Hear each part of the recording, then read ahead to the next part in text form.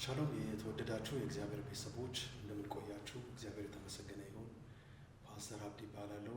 የእግዚአብሔርን ቃል ከአንድ ስፍራ ከኔ ጋር እንከፋፈላለን። በዚህ ቃል ለብዙዎች በረከት እንደሚሆን እርግጠኛ ነኝ።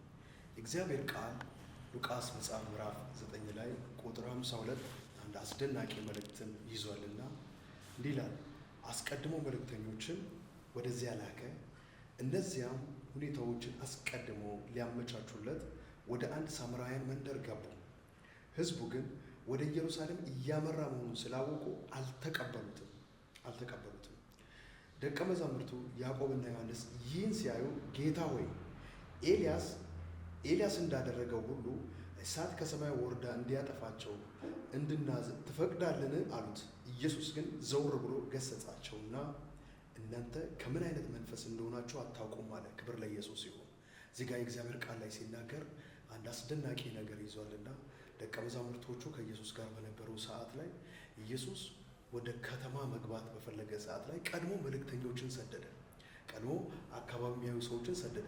የተላኩ ሰዎችን አልተቀበሉም ነበርና ደቀ መዛሙርቶቹ ዮሐንስና ጴጥሮስ እንዲህ ብሎ ተናገሩ።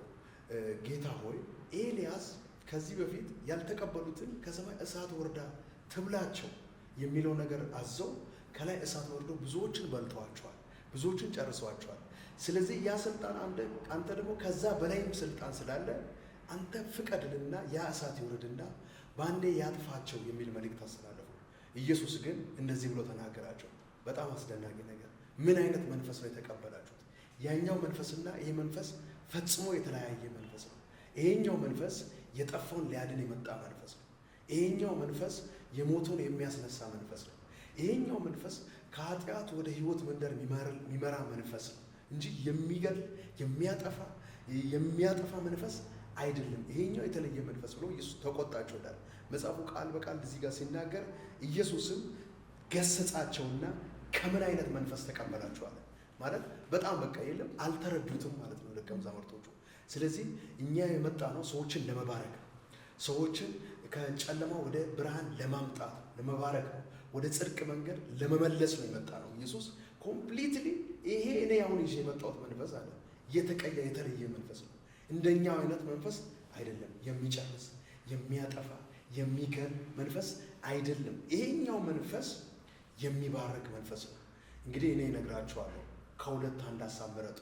ከአፋችሁ የበረከት ነገር ብቻ ይውጣ። ምክንያቱም የተቀበላችሁት መንፈስ የሚባረክ መንፈስ ነው።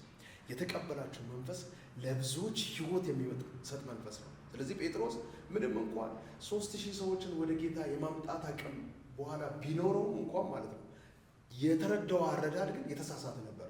መሳሳቱን የምታውቁት መጽሐፉ ሲናገር ኢየሱስም ዞር አለና ገሰጻቸው ይላል።